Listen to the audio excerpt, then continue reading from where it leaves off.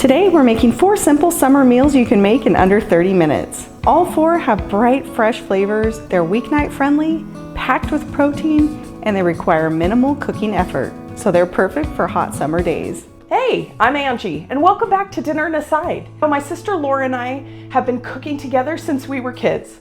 Our very talented mom taught us everything she knew. And now we're sharing our 30+ years of cooking experience with you to make your life a little easier. Angie's kicking it off, so let's get started. First up is this grilled shrimp, corn, and avocado bowl. This meal takes advantage of fresh summer corn, which we love.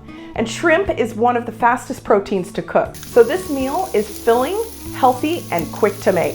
I think one of the best things about this recipe is that you can prep the ingredients in advance and then use it again for another meal. These bowls make a great summer lunch too. So you can have it for dinner and then turn around and have it for lunch again the next day. I've got about a pound of peeled and deveined shrimp here. If you buy them already cleaned, it will save you a ton of time and frustration. I'm not a huge fan of peeling shrimp, so we are definitely going the easy way today. I'm gonna add a little bit of olive oil, some chili powder, some garlic powder, and salt and pepper. We're gonna mix that all up really good. This only takes a few seconds, but it adds a ton of flavor. I'm using my grill pan inside today. It's almost 100 degrees outside, and I'm really not interested in firing up the barbecue today. These are only gonna need 2 to 3 minutes per side, so it's gonna be quick. All right, while that heats up, I'm gonna get the corn ready. I'm just brushing on a little bit of olive oil. You can use fresh corn on the cob like I am, or you can use a can of corn if you want to. You only need to grill it if it's fresh corn. If it's a can of corn, just rinse it and drain it. No cooking needed. Okay, now I can get the corn and the shrimp on. The corn is gonna take a little longer than the shrimp, but that's okay. After about 2 minutes, turn the shrimp over. Overcooking is the worst thing you can do to your shrimp, so keep a close eye on them. When they're no longer transparent, they're done. Let's get these off, but the corn will need just a few more minutes. I'm gonna take this moment to make a quick spicy mayo for our salads. So, grab your jar. Mix your mayo with a splash of lime juice and some sriracha. You can skip the hot sauce if you're not into heat, but it doesn't really make it spicy, it just adds some flavor.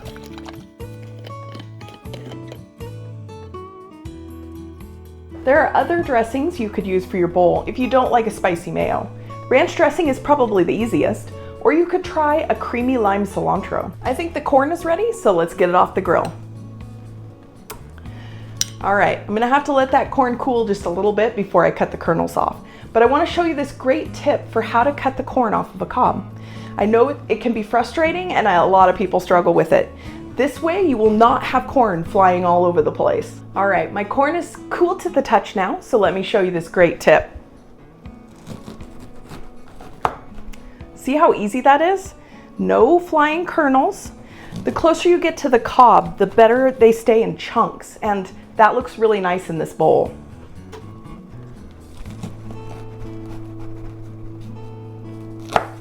This is the easy part, putting the bowl together. But the prep was quick too. It really only took me about 10 minutes to get all this stuff put together. That's a super easy dinner if you ask me. I've got some leftover rice here that I made yesterday. I just reheated that. You know, it's a great time saver to make extra rice. You can use it all week long. Then just pile in the corn, avocado, and shrimp, and drizzle on some of that spicy mayo dressing. We're gonna hit it with a squeeze of lime and sprinkle on some cilantro. Doesn't that look delicious? Altogether, it took about 18 minutes start to finish. Next, I'm making a grilled chicken pita with a really great fresh homemade tzatziki. I love gyros. Wait, is it gyros or gyros or gyros? How do you say it? Leave us a comment so we can clear up this debate. Anyway, you'll be really surprised at just how easy these are to make at home. So easy, and they make a delicious summer meal. You can even make your own pita at home if you want to. It can be pretty fun. Especially if you have kids at home. It's really fun to watch them poof up as they cook.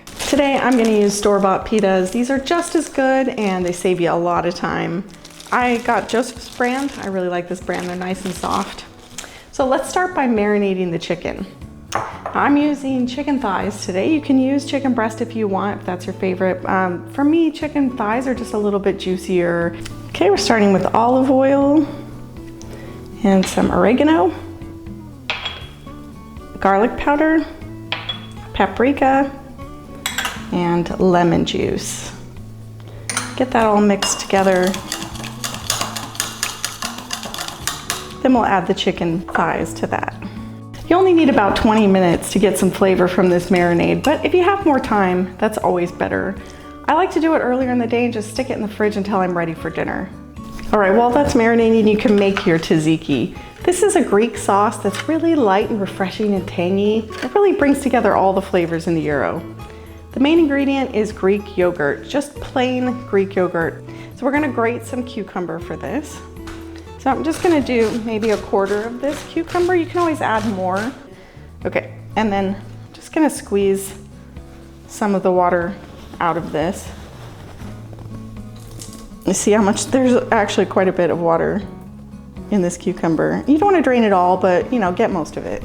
And then we can just put that right in the bowl with the yogurt. Next, add some finely minced garlic, chopped dill, always go with fresh if you can, some lemon juice, and some salt and pepper. Give it a stir and refrigerate it. It'll bloom with the flavor as it chills, so you want to keep it in there for at least 15 minutes. Okay, now I'm ready to grill the chicken. I've got the pan over medium-high heat. It's gonna take about 5 to 7 minutes per side to cook these. We want them to hit about 165 degrees Fahrenheit.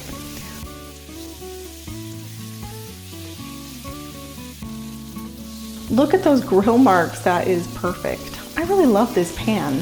It's such a great way to grill indoors and it still gets these fantastic grill marks like that. All right, this is looking great. So I'm just gonna take these off and give them a few minutes to rest while I get the rest of the ingredients ready. And while we've got this pan hot, let's go ahead and add the pitas and let them have a little bit of time to get warm. You can put whatever ingredients you like in your gyro. Anything goes. I once had a gyro in Greece that had French fries in it, so whatever you like. I'm using some tomatoes, cucumbers, thinly sliced red onions, and some chopped lettuce, along with that delicious tzatziki and our grilled chicken. We are ready to assemble these pitas. I always slather on some tzatziki first, then that shredded lettuce, some tomatoes, cucumbers, red onions, and the chicken. And then of course a little more tzatziki on top. Can't go wrong. That looks like an awesome dinner to me. Looks delicious. Oh, Laura. I know. Next up, we're making burgers. Now I know you're already making burgers this summer, that's nothing new, but these aren't just any burger. These guacamole burgers have smoky spices, melty cheese, and enough guacamole to make every other burger jealous. The great thing is you can use any kind of meat. Ground beef, ground turkey, ground chicken, mushroom, even salmon. Whatever you use, they are going to be tasty. This is where the magic happens. This spice blend we're making is going to season every part of this burger. And let me tell you, it's really gonna spice it up. You need chipotle powder, paprika, garlic powder, cumin, salt, and black pepper.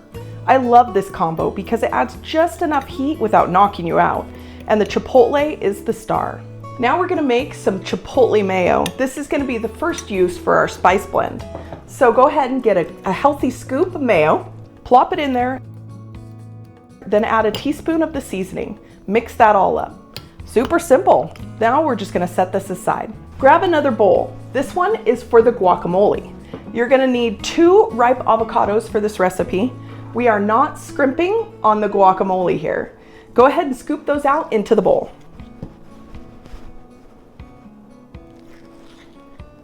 Add about 1/2 to 1 teaspoon of the seasoning and about a teaspoon of lime juice. You might have to mash it up a little if the avocados are firm, but don't overdo it. Some chunks are nice. Now set that aside too. I got some Wagyu ground beef from Costco this last weekend, so that's what I'm gonna use to make my burgers. It's got a really good fat to lean ratio, which makes a great juicy burger. You know, I really love the versatility of this recipe. I've made this with ground chicken before, and it was super tasty. If you're looking for a vegetarian option, a black bean patty would be delicious. I also like to make a few extra patties. I just slip them in the freezer and then they're good for a quick meal on another day. You don't want to overwork the meat or it'll turn out tough. And give them a nice dusting of that remaining spice blend. I can see the flavor building already. Now, the cooking is up to you. If you want to fire up the outdoor grill to keep things cool in your kitchen, that's great. You can fry them up in a skillet or even cook them in your air fryer, whatever works for you. Today, I'm going to be using my indoor grill pan because it's easy. Grill them over medium-high heat for about 4 to 5 minutes. Don't move them around. This is how you'll get a good solid sear. Flip it over. Add the Monterey Jack cheese. And when the cheese is melted, take them off. But wait, turn down the heat just a little and add those buns on to get them warm. A warm, slightly crispy bun makes all the difference. I can really smell the spice on those burgers. Man, I cannot wait for dinner tonight. You know, I was thinking about maybe serving them with some homemade fries or maybe a salad. What do you think? Leave your ideas in the comments down below. It's time to build our burgers, and this is my favorite part. We're gonna slather on that spicy mayo. Put it onto the bottom bun. Don't be shy, we are making magic. Stack on your burger, then pile on that guac. There's no lettuce, no tomato, just bold flavors and creamy avocado goodness. Here is my favorite part. I'm adding some crunchy tortilla strips to the top of my burger. These add the perfect element of crunch, trust me. This is the kind of burger you want to eat with a few extra napkins nearby.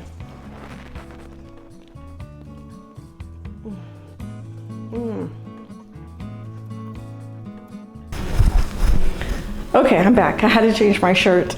If I ever just start wearing black shirts all the time, you'll know why. Angie, that burger looks incredible. And just for the record, I'm going with fries on the side. All right, so it's my turn again, and this time I am making what I call a steakhouse salad without the white tablecloth. It's big on flavor and it looks so fancy, but you put very little effort in. Believe me, we will get this done in under 30 minutes. Start with a really good piece of steak. I'd say the best options are sirloin or ribeye, maybe a flat iron if you want. Just gonna pat that dry. There we go. And then we'll just season it with some of your favorite steak seasoning. I usually go simple, some garlic powder, paprika, salt and pepper. You can use any store-bought steak seasoning you like or just make it yourself. For the corn, I'm going to use some corn on the cob. I really like this in summer because it's so sweet and delicious and it's in season, so why not? You can use a can of corn if you want to. So we're just gonna spray these or rub them with a little bit of olive oil. I like to use my little oil sprayer because it's just so easy. It gets all of the sides. Very simple. And then I'm also gonna season it a little bit. I'm gonna use a little bit of the steak seasoning that I used because that's just super simple.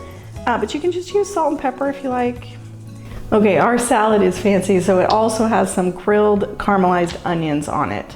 I'm gonna show you this really fun trick. You have to put these skewers through the center of your pretty thick slice of onion, okay? And we're gonna put 2 of them on there, so just gonna push this through here and hopefully it works really well. I'm just gonna push the second one through here and then we can go and grill these. This is a really fun way to grill caramelized onions because it keeps the onions together. That worked perfectly. Look at that. Okay, Angie gave us the option of grilling inside or outside, and since I live in Central California and it is always a beautiful 72 degrees, I chose outdoor.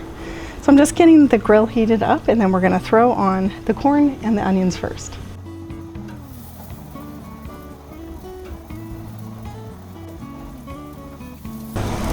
All right, we've had the corn and the onions on for about 5 minutes now. They're looking really good. I'm just gonna push those back and then we're gonna add the steak. These are really thin steaks, so they're not gonna take very long.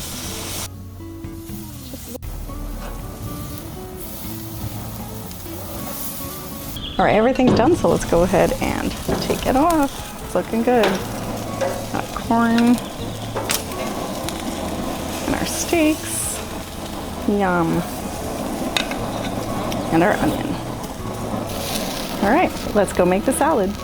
All right, I've got everything back in off the grill, and we're just gonna let the steak rest for a few minutes while we cut the kernels off the corn cob. And we know how to do this because Angie has already shown us how. So let's see if I am as graceful at this as she is. Hey, not bad. Okay, and now for the steak. These have rested for about 5 minutes, and I'm just gonna cut them across the grain into slices so they're perfect for our salad. Cutting across the grain is the best way to go with steak because it makes it nice and tender, so each piece is really easy to eat. This is a perfect medium rare, just the way I like it. To build our salads, we'll start with the mixed greens. You can go with arugula, spinach, a mix, whatever you like. Add some cherry tomatoes, those chunks of grilled onions, the steak slices, some corn, and a handful of blue cheese. If you're a blue cheese hater, you can skip this, but I think that it makes the whole thing really pop. At least add some feta or some burrata or something. It needs the creaminess. And now for the finishing touches, or you might say where the magic happens, the dressing. You can go all sorts of different directions with the dressing here. A simple vinaigrette is really great on this salad. I am using this lovely Gerard's champagne vinaigrette. This is one of my favorite dressings. If I'm not doing homemade, I'm probably gonna use Gerard's. Let's just top this salad with some of that dressing. That's a little fancy, just like our salad. That's it, our restaurant-worthy summer steak salad. It's fresh, it's smoky, and it'll make you feel like you ordered the best thing on the menu, only you made it in flip-flops. We hope you enjoyed these dinners and try one or all of them. If you do, let us know how you like them in the comments, and be sure to follow us for more great dinners like this. Don't forget to watch another video before you go.